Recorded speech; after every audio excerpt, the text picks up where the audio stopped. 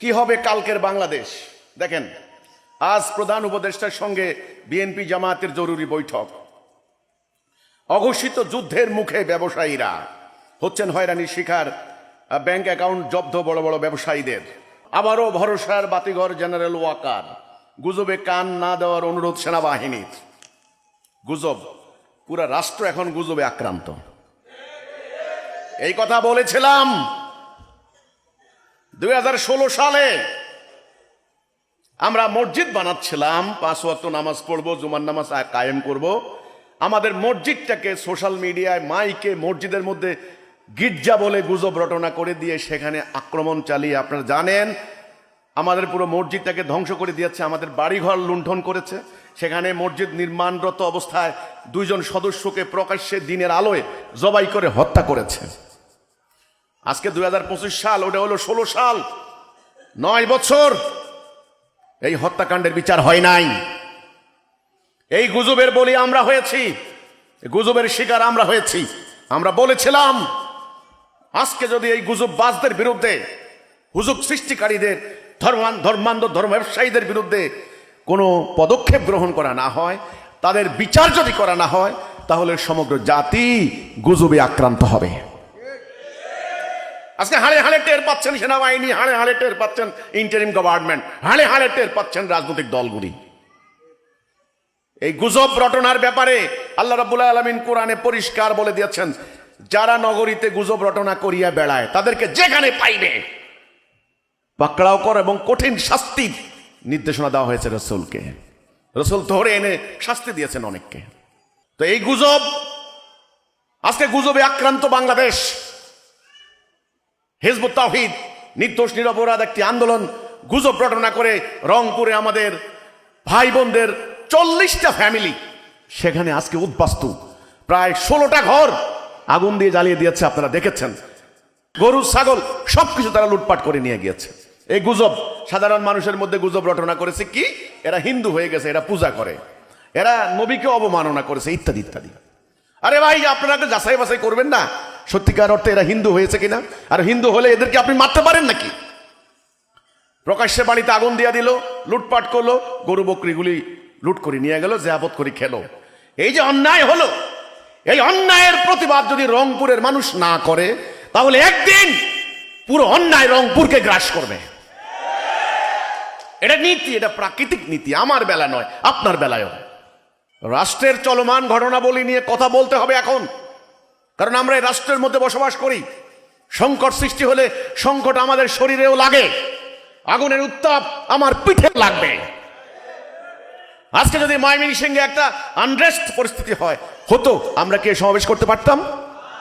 আপনারা জানেন বর্তমানের গভর্নমেন্ট, এটাকে বলা হয় ইন্টারিম গভর্নমেন্ট, নাম দিয়েছে অন্তর্বর্তীকালীন সরকার। কত সরকারের নাম আমরা এই পর্যন্ত শুনলাম, তত্ত্বাবধায়ক সরকার, গণতান্ত্রিক সরকার, সামরিক সরকার, এখন হচ্ছে অন্তর্বর্তীকালীন সরকার। কত সরকারের নাম এ পর্যন্ত শুনছেন না নাকি? কত সরকারের নাম শুনলেন? এটার নাম হলো অন্তর্বর্তীকালীন সরকার। আচ্ছা, একটা সরকার ওরা 15 বছর দেশ শাসন করেছে, তাদেরকে ফ্যাসিস্ট স্বৈরাচার আখ্যা দিয়ে তাদেরকে দেশ থেকে বিতাড়িত করে দিয়েছে। এখন যারা আছেন ক্ষমতায়, আমরা দেখলাম এই সরকারের বিরুদ্ধে নানান ধরনের প্রোপাগান্ডা একদল করছে, সোশ্যাল মিডিয়ায় পাচ্ছি এগুলি। আচ্ছা, আরেক দল, আমাদের স্পষ্ট আমি বলতে চাই, ধর্মীয় সংগঠনগুলি, কোনো আলেম তো ডাইরেক্ট বলেছেন, ডক্টর ইউনূস সাহেব হলেন ডাইরেক্ট আল্লাহর মনোনীত, নবী রাসূলদেরকে যেরকম আল্লাহ মনোনয়ন দেয়, ওনাকে নাকি আল্লাহ এভাবে মনোনয়ন দিয়েছেন। এটা বলে নাই? বলেছেন। আচ্ছা, এমন ভাবে সমর্থন করেছে আলেম ওলামারা, ধর্মীয় সংগঠনগুলি, যে বলেছেন আমাদের ইমাম, আমাদের জাতির আশীর্বাদ, আপনি যতদিন ইচ্ছা ক্ষমতা থাকেন আমরা আপনাকে সাপোর্ট করি, ইত্যাদি ইত্যাদি কথা বলেছে। ওমা, কয়েকদিন যেতে না যেতেই শুরু হলো কি, উনি নাকি আবার আমেরিকার দালাল। বলছে বাংলাদেশকে আমরা দিল্লির হাতে যেতে দেব না, আমেরিকার হাতে যেতে দেব না। এবার ডক্টর ইউনূসের নেতৃত্বে ইন্টারিম গভর্নমেন্টের বিরুদ্ধে লেগেছে। তা এই যে শুরু হলো, এই লাগালাগি কি বন্ধ হয়েছে নাকি হবে না? হওয়ার কোনো সম্ভাবনা নাই। এখন যে সংকট সৃষ্টি হয়েছে, সাধারণ মানুষ, আপনারা হয়তো অনেকে জানেন না, জাতিসংঘ প্রস্তাব দিয়েছে মিয়ানমারে মানবিক সাহায্য দেওয়ার জন্য করিডোর দেওয়া হবে। এটার নাম দিয়েছে হিউম্যানিটেরিয়ান প্যাসেজ, মানবিক করিডোর। করিডোরের আবার কত নাম আছে, ওরা সব নাম ঠিক করে বসে বসে। এটার নাম হলো মানবিক করিডোর। কি মিয়ানমারে মানবিক সহায়তা দেওয়া হবে। কাকে দিবা মানবিক সহায়তা? সেখানে 22 লক্ষ মুসলমান অবর্ণনীয়, অকল্পনীয়, অচিন্তনীয় নির্যাতন করে, তাদের নারীদেরকে ধর্ষণ করে হত্যা করে, যুবকদেরকে গুলি চালিয়ে হত্যা করে, তাদেরকে বাড়িঘর থেকে বের করে দিয়েছে 22 লক্ষ মুসলমান আজকে বাংলাদেশের মাথার উপরে। মানবিক সাহায্য কারে দিবা? আমি তো দেখি না মানবিক সাহায্য কারে দিবা। সবচাইতে মানবেতর অমানবিক পরিস্থিতির সম্মুখীন হয়েছে মুসলমানরা। আমি কুষ্টিয়ার জনসভায় বলেছি, হাজার হাজার মানুষের সাথে আমি বলেছি, নো, জাতিসংঘের কোন প্রস্তাব, আমাদের সরকারের যদি মেরুদণ্ড থাকে, আমাদের সেনাবাহিনীর যদি মেরুদণ্ড থাকে, কোন প্রস্তাব গ্রহণ করার ক্ষেত্রে লক্ষবার চিন্তা করবেন। আমরা জাতিসংঘকে চিনি। জাতিসংঘ ফিলিস্তিনের একটা মুসলমানের জীবন রক্ষা করতে পারে নাই। জাতিসংঘের সামনে মানব ইতিহাসের বর্বরতম হত্যাকাণ্ড ঘটেছে ফিলিস্তিনে। হাসপাতাল ধ্বংস করে দিয়েছে, স্কুল কলেজ ধ্বংস করে দিয়েছে। এক একটা পরিবার 10 জন 12 জন সদস্য একটাও নাই, সব ধ্বংস করে দিয়েছে। জাতিসংঘের প্রস্তাব গ্রহণ করার ব্যাপারে সাবধান থাকতে হবে।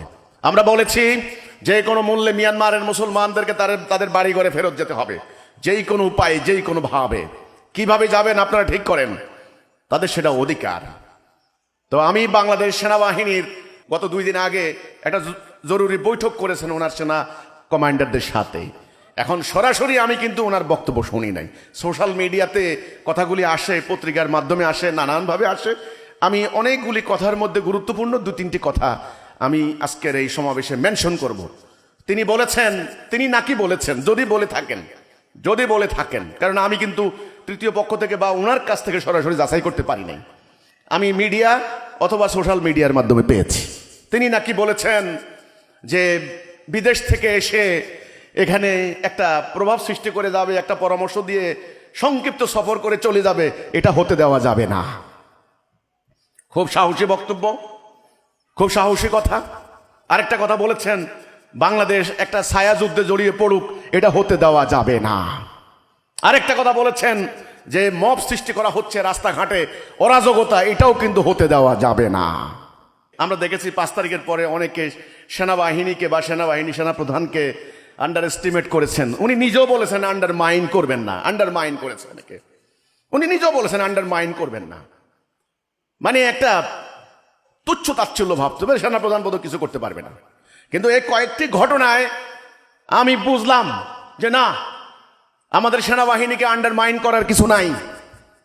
যদি এই কথা তিনি সত্যি বলে থাকেন, তাহলে আমি বলবো মেরুদণ্ড সোজা করে আল্লাহর উপর ভরসা করে, আল্লাহর উপরে ভরসা করে, যেহেতু আপনি আল্লাহকে বিশ্বাস করেন, পরকালকে বিশ্বাস করেন, কোরআনকে বিশ্বাস করেন, আপনি মুসলমানের সন্তান, তাহলে দুনিয়ার কাউকে ভয় না করে মাথা উঁচু করে দাঁড়িয়ে কথা বলেন। আপনার সাথে কে থাক না থাক, আল্লাহ থাকবে ইনশাআল্লাহ। কারণ বাংলাদেশে যে অরাজকতা সৃষ্টি হয়েছে, পরিস্থিতি ভয়াবহ। সিরিয়া যখন গৃহযুদ্ধ চলে, এই সুযোগে সিরিয়াকে ধ্বংস করে দিয়েছে। গৃহযুদ্ধ হলো সবচেয়ে বড় ভয়ঙ্কর, এটাকে বলে সিভিল ওয়ার। সিভিল ওয়ার সম্পর্কে অনেকের কোনো ধারণা নাই। দলে দলে, গোত্রে গোত্রে, পাড়ায় পাড়ায়, মহল্লায় মহল্লায়, এই শহর ওই শহর, এই যে মারামারি, নানান স্বার্থ নিয়ে, সামান্য একটা খালের মাছ নিয়ে, সামান্য একটা দোকানদারি নিয়ে, সামান্য ইটের ভাটার টেন্ডার নিয়ে, এই যে মারামারি, এগুলোর নাম সিভিল ওয়ার। এদিকে বলেন ভারতীয় আধিপত্যবাদের বিরুদ্ধে আমরা স্লোগান, খালি স্লোগান দিলে হবে না। দিল্লি না ঢাকা, দিল্লি না ঢাকা, আর পোলাপাইন না বুঝে ঢাকা ঢাকা। আরে ভাই, ঢাকা ঢাকা বললে হবে নাকি? জাতিকে রক্ষা করতে হলে সিভিল ওয়ার বন্ধ করতে হবে। আর এই সিভিল ওয়ার বন্ধ করার জন্য আমি মনে করি বর্তমান সেনাবাহিনী শক্তিশালী অবস্থান নিতে পারে।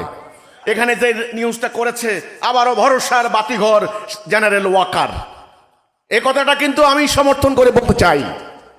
ভরসার বাতিঘর তখনই হবেন সত্যিকার ভাবে এদেশের মানুষকে ভালোবেসে, ন্যায় অন্যায় বিচার বিশ্লেষণ করে। যারা অন্যায় করে, সংখ্যায় যত বড় হোক, যত বেশি হোক, যারা অন্যায় করে তাদেরকে আইনের আওতায় আনুন।